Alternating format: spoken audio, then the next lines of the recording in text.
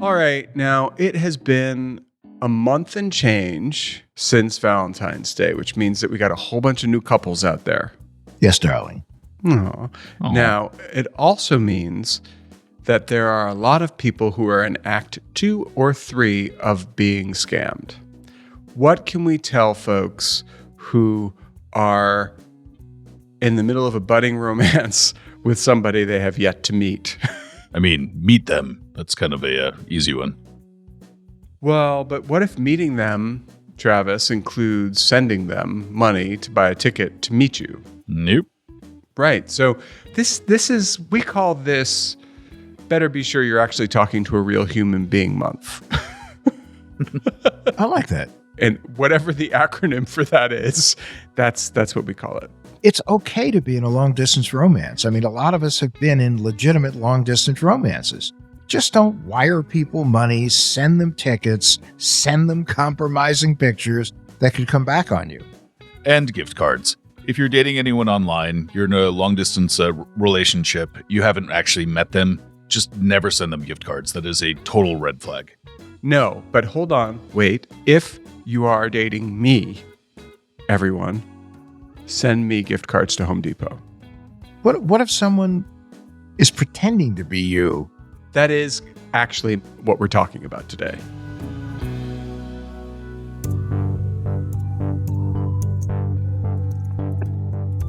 Welcome to What the Hack, a show about hackers, scammers, and the people they go after. I'm Adam, cyber romance scammer squasher. I'm Bo, cyber last act of a really good Shaolin Temple movie. And I'm Travis, cyber squirrel at your bird feeder. Today we're joined by a former U.S. Army officer who unwittingly became the face of thousands of romance scams.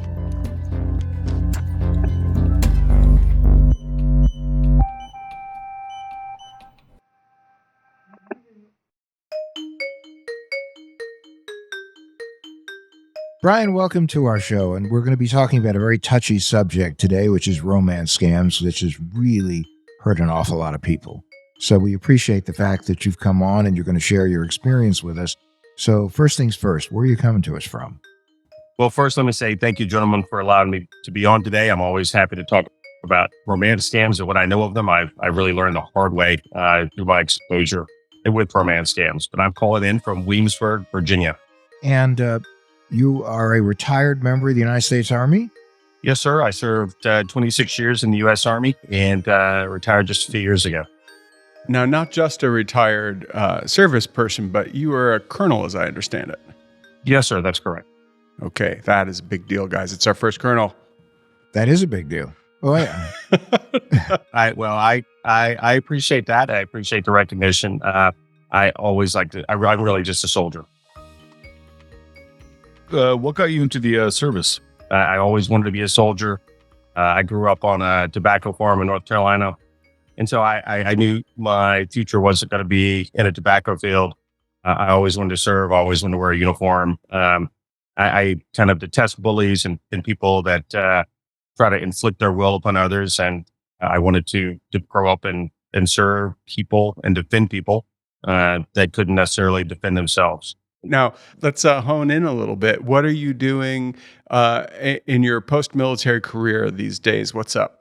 So I do a little bit of defense consulting. I try to bridge the gap between what the Army is looking to provide soldiers in the next 20, 30, 40 years. And I try to articulate that to industry. Essentially, if I wish my boys and girls would have had that during my time in service in the Middle East or in Europe.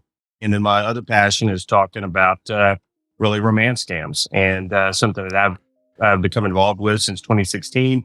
But it's really, I spend a lot of time in my not-for-profit talking about romance scams and trying to, steer people clear of them, so to speak.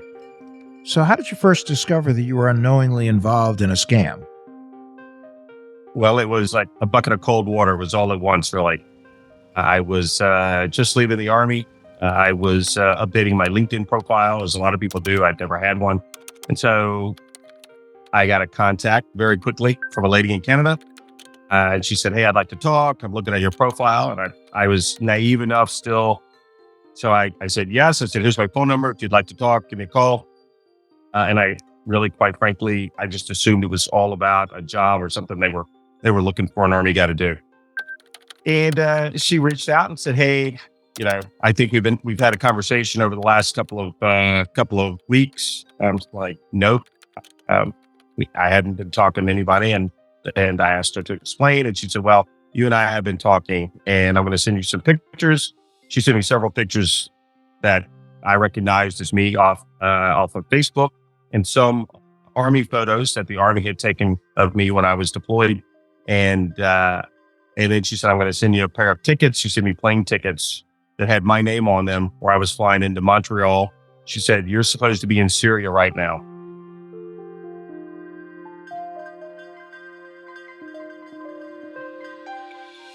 Now, I can't imagine that this woman didn't sound somewhat intense at this point. Sounds like she was put through the mill a little bit.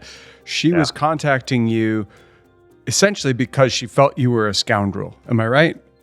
I think she was trying to put the pieces together. I think she had been told by her daughter, "Hey, this isn't real. You're not talking to this guy." And her daughter went on LinkedIn, found my image, and said, "This is the guy that you're talking to that says he's talking to you, but I'm sure it's not that guy." And she reached out. In fact, she was quite decent about it. She quickly came around to the, "Yep, I've been scammed," without a lot of evidence, without me having to go to some strong links to explain that to her. And a lot of people don't get there that quickly, but yeah, she put it together pretty quick. And she said, "Go to Facebook, put your name in the search bar and see what happens." And I did. And there were double digits, my pictures and fake profiles that came up. Is it your picture and your name? Exact spelling, same picture. I mean, not different pictures of me, the exact same picture, and my name came up. Again, double digits. And at that point, it's like, okay, what's going on? What's happening? What is happening here? So what is your understanding of what happened, Bryan? You said it was a guy who put up your profile on Facebook. Sure. What do you know about that? Yeah, I look okay enough for this to be believable, but not so good that it's not possible that this guy is out there really looking for romance or something. So I think there's somewhere in between. And I think it has everything to do with the initial pictures that were taken, both the Army photos and my personal photos off LinkedIn. I think it's, I'm a guy in a uniform. I'm a guy with a son in his scout uniform. And then it's me and my son with our horses in North Carolina. And really from those three pictures, this guy, and I say this guy, but it's really not a guy. It's teams of guys. It's organized criminals. It's guys working in an internet cafe across the ocean in a place like Lagos, Nigeria. This is a full-time job for them. But if you get these three pictures, it's easy to build a story about a guy who's in the service, doing great and wonderful things, troop justice in the American way, and all that stuff.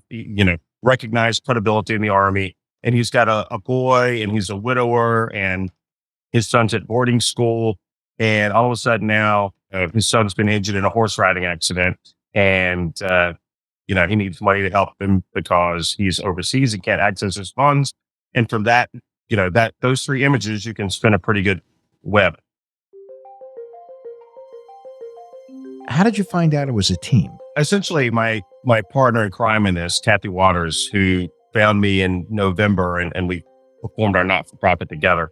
We did a bit of investigative work and built a couple of profiles and corresponded with a couple of the scammers enough to know that, and quite frankly, just based on the volume of fake profiles, the volume of sites that I'm on, both, any site that you could think of, and then a lot of dating sites that you probably never think of, like Chinese singles and things like that. I mean, I'm on a number of these things. So there are teams of people that do this, and it's just not one team. It's different teams operating out of Ghana, operating out of Lagos, operating out of India now. When you said you investigated that, what does that look like? It's kind of hard to imagine exactly where you would even begin to try to track down a international romance scam ring. Well, it was pretty easy. You wait for one of the guys to send you a friend request. You put something online and you start a dialogue with the guys that are using your pictures. Kathy would go in and friend them and start a dialogue. And they thought, okay, yep, they're doing their job by trying to scam her. And she's asking them questions that, at first were pretty easy questions. And like, where are you? What are you doing? The normal kind of conversation, but then harder questions about the military, how the Army works, that, would be relatively easy for someone in the military to explain, but they couldn't explain it because they weren't in the military. They were scammers posing as someone in the military. And then it kind of gave it to, hey, I know what you're doing. I would like to be involved. How do I do what you're doing? And this kind of thing. And they were very quick to say, hey, we're always looking for people to be money mules in the States. And so you say, hey, I want to be part of this. What are they going to say? I mean, what? And then if you say, well, I want to bring you to justice. I'm going to prosecute you. I'm going to collect information on you. They're a world away. They're in a foreign country, right? We have little recourse and little avenues to seek justice. And that's one of the most frustrating things about this kind of scam or any kind of scam that really comes out of a foreign country. This is a country to country kind of relationship that has to develop where both countries want to stamp this kind of thing out. As just a private citizen, you don't have that kind of reach. One, to prove in all the internet cafes in all the world and in this village, who was sitting at this table, at this computer, with this IP address. I mean, so you could operate with impunity. No, that in some countries there is, no hope, no jurisdiction, no cooperation. But in Nigeria, the Nigerian government is working with the U.S. now or not? So, of course, for the Nigerian government, they don't like to be known as a country where this kind of thing originates. But again, if you're overseas working out of an internet cafe, right, and where people come and go all the time and use the internet, who's to say who's on a computer at any given time? And so it's really hard for them to compile or receive evidence from the United States. One, we have to build cases here. Our FBI has to build a case and then transmit it to a country like Nigeria. And it's got to be received and then executed or actioned on. And it is really hard. So, I mean, I don't say that the Nigerian government turns a blind eye to this. This is a really hard thing, even when it's happening in our country, to track down the people that are doing it and then prosecute them. It's really difficult.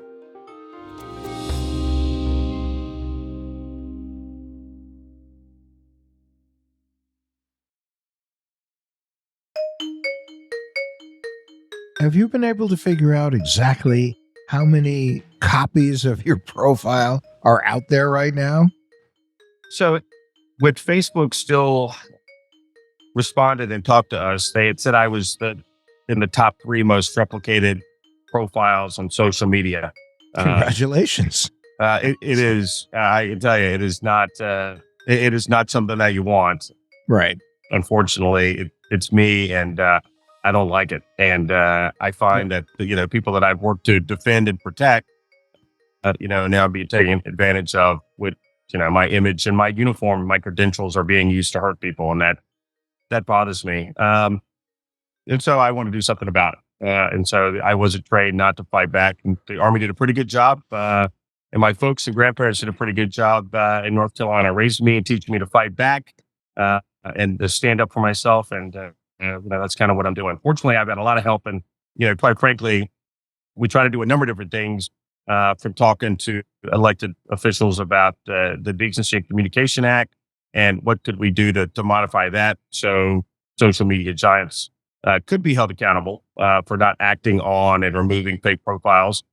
We'd love to see justice take place, but as we just talked about, that's really hard to do. So the number one thing we can do is to talk about this and make people aware that romance scams are a real thing. And by doing so, hopefully people would avoid contact with scammers. When you talk about Facebook and other like dating platforms and did you actually get anywhere by reporting these scams to them, or were they just pretty much hands off? No, it was really an interesting relationship. No, did not get very far in terms of reporting the profiles. What we did get was a sit-down meeting, 3 sit-down meetings, and then that ranged from we've never heard of romance scams to yep, this is happening. Wow. Okay. Yeah. And at the end of the day, probably the most successful bit we had was even when my partner in this, Kathy, would report profiles, or I would report profiles. At best, we only ever had a 33% or so deletion rate where they would take profiles down that I reported with my images. So that's not great by any odds. It's pathetic. So what they provided us was a phone number that we could call, and when we reported fake profiles to that individual, they would be gone, in overnight, 24, 48 hours, they'd make them go away. They stopped doing that a couple of years ago. We always talk about the overt victim, which is the target of these scams. Very rarely is there a conversation about what's considered the unintended victim, which would be you, someone using your information and profile in order to trick other people. We know how it affects the lives of those who are targets. How does it affect a life like yours, for instance, where your profile's out there? So I would say I'm lucky to a degree. I mean, most of the time, this does consume a chunk of my life. I mean, no doubt about it. And I'm a bit resentful of the people that do this and have, used my image to abuse people. I get really upset when I think about the number of people that have lost.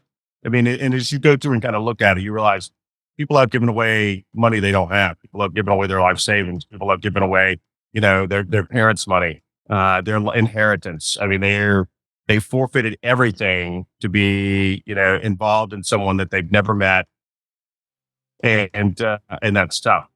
It's only been in like the last really 6 months or so that I realized the toll that actually is taking on my kids and my wife. My kids get messages like I do in the messages from people you don't know column. They get those, on a regular basis going, hey, I'm talking with your dad. I'm in a relationship. I want you to ask your mom to divorce him. And this kind of thing. And my kids are 16, 19, 21, and 23. And so they get this, and they have been in, they know what's going on. But my wife gets on a weekly basis, hey, I'm in a relationship with your husband. I think you're a terrible person. I want you to die. I want you to give him a divorce. Stop taking his money. I've talked to your kids and they love me and they want me to be their new mommy. And my wife deals with this. I mean, I wish I could tell you I'm exaggerating this, but I'm not. My wife deals with this every week from someone who says, I'm in a relationship with your husband.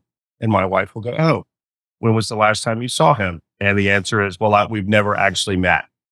And it goes from there. And she, God bless her, tries to say, you're with a scammer. And it's always, hey, I know you said you would say that. And so, and there's really, once people are committed to this, it's really hard to make a difference. I will tell you, it is hard to talk someone out of that relationship. I'm the lucky one. I get hey, I'm just trying to confirm. I think I've been scammed. I think I was talking to somebody that was using their image. Those are the easy ones. I mean, it's tough. And eventually, and I do find myself, you're breaking up with somebody and telling them, yep, I'm sorry, this has happened to you. But my wife really gets the venom-filled ones that are really terrible. And she deals with that. Because those are the people who are addicted to their scammers. We're finding more and more of that when we talk to people. It's really an addiction, and it's a tragic addiction.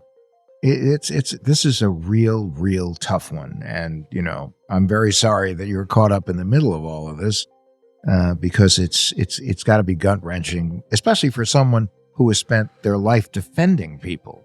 And now suddenly you're being cast as the enemy by the bad guys. And the other thing that people have to understand that we've talked a lot about on this show is that, we have lives. Everybody's got lives. We're doing things. And for a lot of people, this is kind of extracurricular activity. But for these guys, This is their life. That's what they do. This is their job. They're like 9-to-5ers. And it's tragic. Yeah, fighting this is a part-time job for me. I say I'm retired, but I do work. I've got a number of different activities, but this is my most significant part-time job, is trying to stop this. But for the guys that I'm fighting against, they're groups of guys. This is their job 24/7. This is what they do every day. This pays the bills. And they're good at it. They're good at manipulating people. They know what to say. And, they're going to send out 100 emails to people. Of those 100, they may get 25 that actually respond back to them. Of the 25, they may be able to establish a conversation with maybe 10. Of the 10, 2 will give money. 2 or 3 will give money. And that's all it takes. Yep. How widespread is this across the armed forces? Have you met other service members? I mean, probably obviously not with quite as many romance scams to their name, but. So I've met, a number of guys across the military, people that I know and have worked with, half a dozen guys that have had this happen to them in some way, shape, form, or fashion. The images have been used and they've spoken about it and tried to do something about it. But it's almost like the number of guys that come forward and say anything is almost like the number of ladies, or people, or victims that come forward and say anything, because there are male victims on both sides as well. I mean, people are embarrassed by it. And I was embarrassed by it. I didn't talk about it for 6 months after it started happening to me. I just didn't I couldn't believe my images in something like this. And I was mortified. I was horrified. I was embarrassed. And then when you do decide to do something about it, what do? That can make a difference. And you start to look at your options there and go, wow, this is going to be a really frustrating fight that will never end. I love it when I meet people and go, hey, is that still going on? It's going to happen. It's going to go on for the rest of my life. The images won't change. The pictures won't change. As long as people give money to those images and pictures, this will be a successful scam. Long after I'm gone. There's no end date to this. So, Bryan, what I'm reminded of here, oddly, are all the people who find images of themselves becoming memes. You know what a meme is? So, it could be, I'm having a bad day and it's just a person having a really unique facial expression. And one thing that you have in common with some of these memes is they didn't sign up to be memes, but their image is being used over and over and over again. And yet, and you'd think there'd be legal recourse. I have a friend whose daughter was 3 or 4 and she was on a swing and looking very grouchy, and it turned into a meme. It really blew up. It went viral. And to this day, I think it's an issue for them. The difference is maybe even negligible, because some people have experienced serious stress, anxiety from being out there in that way. And you can't get that toothpaste back in the tube once it's out there. There are efforts, and I'm sure you're familiar with them right now, between Meta and OnlyFans, which is an adult content creator website. There are these venues that are trying to at least tackle revenge porn and the use of imagery of minors. And they are tagging them, and they're able to track that. Is there anything like that happening with the FBI or any other law enforcement with regard to someone in your situation? I don't believe so. I certainly think, what's happened with my images and other people that are used like this goes well beyond what we would call fair use, right? If you post something out on the internet, it's fair use. It's just like a stock photo. But most of the time, stock photos aren't meant or are used to conduct fraud, to impersonating individuals with the intent to commit fraud and this kind of thing. So when I was having a dialogue with the FBI investigators that opened up my case, the term fair use came up a lot. And it's not like Facebook hasn't been warned or told, hey, this is enough. This is this guy. So, it's not fair use. It's a garbage argument. It's not fair use. Yeah, exactly. Do you know why there isn't any legal action? I mean, what's the problem? What's it going to take?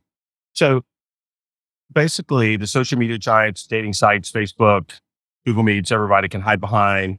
The DCCA can Communication Act, and that's in Section 230, which basically holds the guys and gals that run these large bulletin boards. They're not liable for what gets posted on the bulletin board. They are not responsible, and so they can hide behind that. This was made in the 80s. It was to support the standing up of the internet and this kind of thing. So they didn't want to tarnish the creativity there and keep people from being able to stand up the internet and wonder what people might post. And here we are in 2023, and it's still in effect. And you can't hold the social media giants liable for what gets posted on their platform. At some point, the scam will age out. This one, the Bryan Denny scam, will age out because you'll be able to post a picture of yourself in 10 years and say, this is what I look like now. And you're being sold a guy from 2016. Good luck with that. I honestly, I would love to think that's a true statement, but I don't think so. It's been so hard to talk to people now. And I've done any number of podcasts and videos and stories. I post pictures, hey, this is my wife. These are my kids. And still, like the last time I did talk to my wife, the first thing she said was, yes, I know there's scammers that use his identity. He's already told me all about this. And so, okay, they have all the evidence. They have all the pieces there. And if they still don't buy it, you could recycle old pictures of me or whoever, as long as there's pictures to be posted. This goes to the idea that I was getting at before, and you are actually kind of a meme, but in the romance scam column. And you really, it doesn't sound like you can get the toothpaste back in the tube. Now, I do believe the technology exists to do it. There's not the impetus to do it. To tag photos and say this is a scam, and the likelihood of this being a scam is high, could then be something that's passed on to dating sites and to social media sites. And they can say, when this image occurs, we automatically delete it because we know it's a scam. And they're not doing that. You are exactly right. Those two things, you're exactly right. Two very important things. The technology exists. In fact, Facebook, halfway into our relationship with them said, hey, give us the pictures that are most used in scams, and we will identify them in our system, and we will prohibit accounts from being opened using those pictures. And we did that. And we saw no degradation in the number of fake profiles. And we saw fake profiles with those pictures still being used. And they're like, well, if you shade it or change it or manipulate it, the algorithms don't pick it up. And so we built a couple of fake profiles using those same images. And every time we did it, the algorithm still said, hey, this is Bryan Denny. And this is his suggested friend group. And it was all people that I don't know, but people from Lagos, Nigeria. They had it completely, the algorithms were smart enough to still identify the pictures. Even after we black and whited them or shaded them or manipulated them, it still knew who I was. And it had based a recommended friends list of scammers that had used my images to produce fake pages. I mean, so yes, the technology absolutely exists to do what you're wanting to do, prohibit fake profiles from being started, but it's up to those dating sites, as you said, that want to not have fake profiles on them. It's up to sites like Facebook that say, we don't want fake profiles. We're going to eliminate them by ensuring our algorithms do this. And there's no impetus to do that. But the biggest problem is they don't. They just don't do it. They don't want to do it.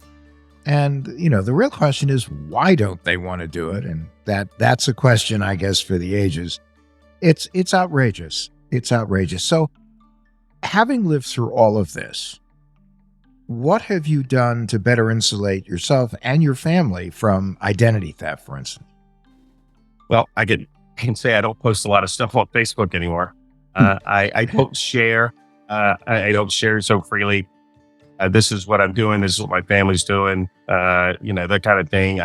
I'm definitely close hold about that kind of information nowadays. I just don't share it with people anymore, which is, unfortunate. It's really not about protecting me.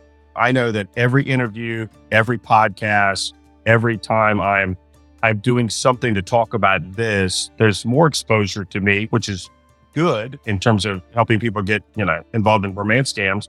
But I also realized that snippets of anything I say, pictures or of any video that I do also can be used and used again to go back and voice over and take advantage of people by the scammers. One of the very first times Kathy and I were in DC talking to congressional representatives about romance scams. We took a picture in front of the White House. Within a week, that picture was used to start a fake profile, talking, again, another fake profile, looking to make contact with people and take advantage of people. So, well, the bigger problem nowadays is going to be that somebody listens to this podcast and takes a recording of it, feeds it to an AI voice generator, and you will find sometime in the future, Bryan, I don't doubt it, your wife being forwarded a voicemail from you that isn't you. Right. Your voice, it'll be your voice. Right. But it won't be you. It may already be happening. Yeah, I think it's here. Yeah. It just is, your voice is on the record in podcasts, as you were saying, and on other media. Yeah. And that can be grabbed. And then a scammer has to do is change the words and have AI say, hey, honey, I'm really looking forward to seeing you in New York, but I don't have money for the tickets right now. Can you send me some money? It's as simple as that.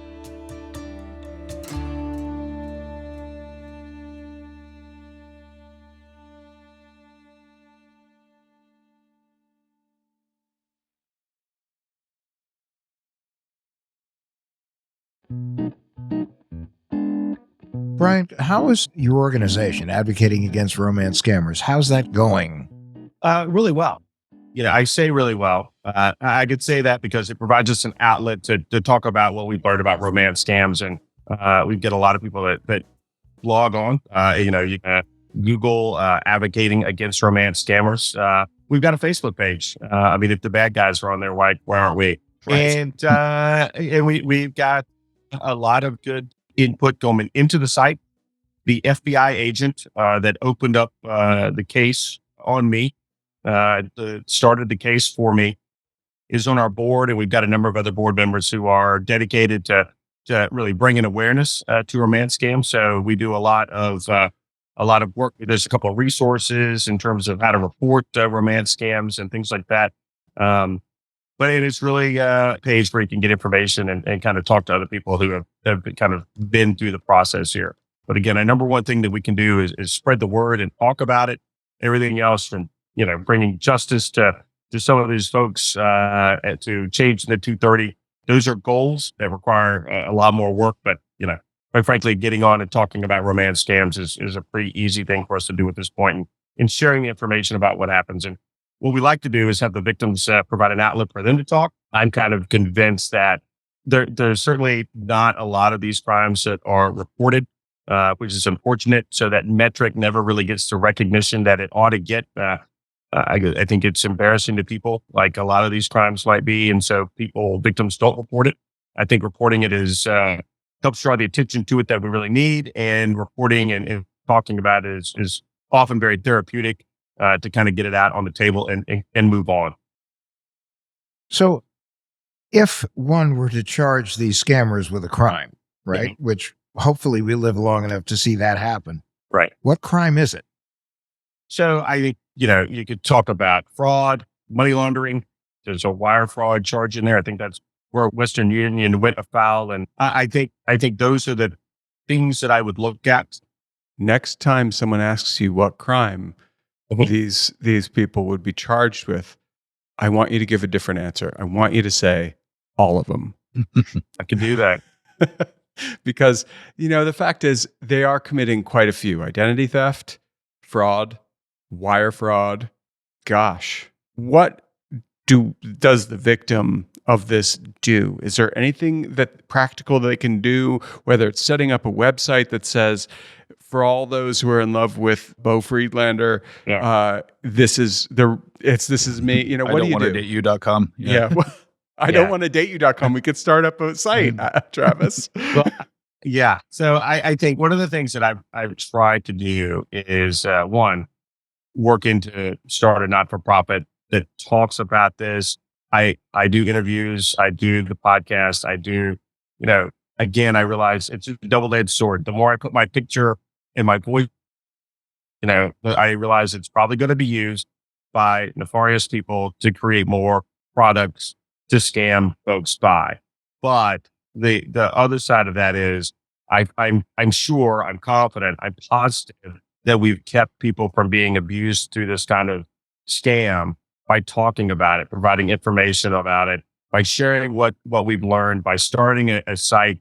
We've been to the Hill 3 times now. We're going to go back in a couple of weeks to talk to congressional representatives about romance scams, just to make sure, hey, this affects the constituents in your district to the tune of, this kind of dollar sign. It's a national problem to this kind of dollar sign. And so you've got to start thinking about, how do we stop it? How do we slow it down? And if social media giants supported guys like me, and most social media giants rely on people reporting fake profiles. And if they took action on those fake profiles, we could get rid of a lot of the little fish. I mean, just by me going fake, take action on it. And that would allow the federal government to look at the bigger fish and target them. That's my thoughts. I mean, and I try to do my part by reporting the little fish. All the fish I see, I report.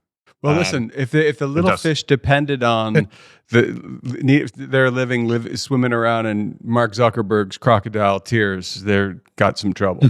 The problem, though, is there's really almost nothing people can do other than limit as much exposure as they can on anything public, which most people don't do. And even if you as a person try to limit your exposure, that doesn't mean that all of your friends and family members don't find ways of posting pictures and everything else about you online. So we have to start with the premise there's nothing you can do to stop it before it happens unless you completely went off the grid, and people aren't going to do that. It's I watch my 4 kids and their techniques. So in dealing with this, one, my youngest daughter isn't allowed on social media, so that's pretty easy. Good call. My 23-year-old kid, my son, is not on social media at all. Doesn't care for it. He's got a profile that I built him when he was applying to colleges to show some of the stuff he was doing. He's an Eagle Scout, big into living history with me and this kind of thing. He said not into that, and he joined the Army, and he doesn't do anything on social media. One daughter, nationally ranked equestrian, in the college, in the horse riding. She has a profile. She is very savvy and very suspicious about things. And so she does good. My middle daughter, nothing on social media, not into it. So they're either really smart about how to handle it, or they have ditched it completely. And for kids in their early 20s, I'm surprised that, to find kids that can cut it off and just not have anything to do with it. My kids have seen it up and they just cut it off. That's very impressive. Well, listen, Bryan, we really, really think this is a great opportunity for people to hear about all of the things you're doing and all of the pitfalls that people face. So if people want to learn more about advocating against romance scammers, where do they go? So you could just Google that up, just like it sounds, AARS, or Advocating Against Romance Scammers. We've got a website, we've got a Facebook site, and you can sign in there and kind of see what we do and see what we're about. If you've been scammed or want to talk about your experience, have a loved one that's currently being scammed, I mean, we're happy to provide information and get you going down the right road there. Yeah, you did dress brawny today, dude. Don't know what to tell you. You did. You went full brawny. It's cold here today. It's like 40. It's like 44 outside. It's usually. I'm feeling Marlboro Man. I'm telling you. Yeah, the brawny guy has the mustache. It's kind of the Tom Selleck look. I didn't know he had. I didn't know he had a mustache. Travis, you're a real connoisseur. I really am. Yep. That he is. Thank you so much. Yes, thank you so much. Thank Bye. you.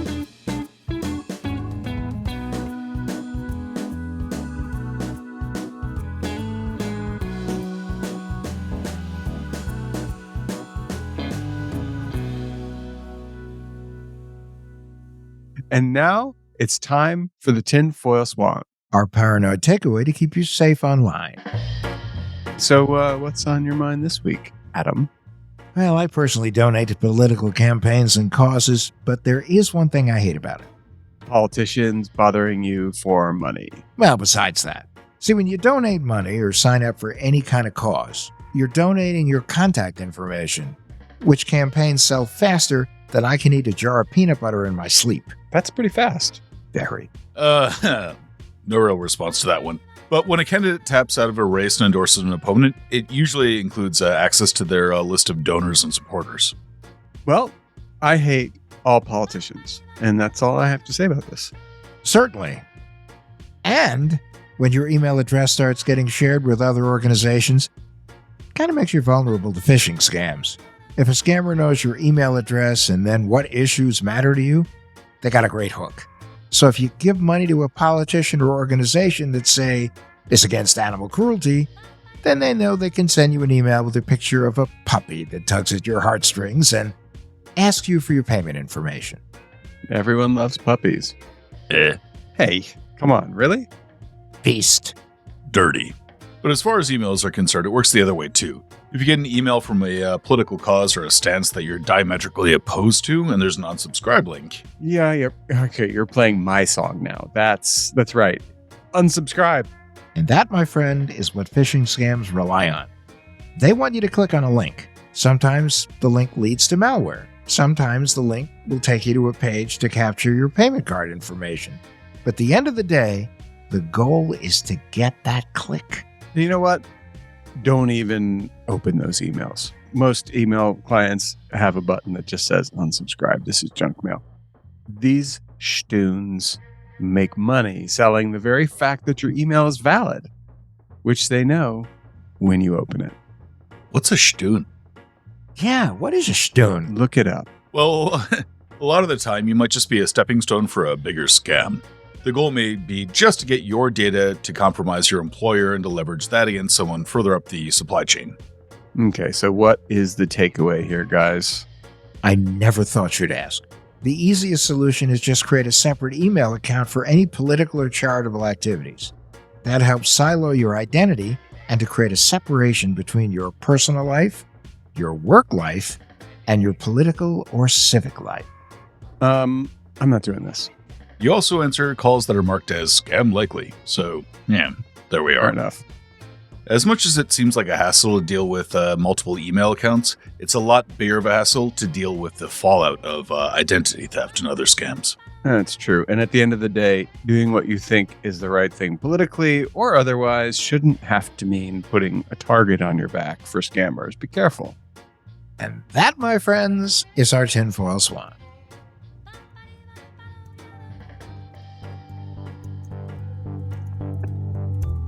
What the Hack with Adam Levin is a production of Loud Tree Media, produced by Andrew Stephen and Travis Taylor. Our executive producers are Beau Friedlander and Adam Levin. That's me. You can find us online at adamlevin.com and Instagram, Twitter, and Facebook at Adam K. Levin. Come back next week. And rate and review. It really helps people find the show.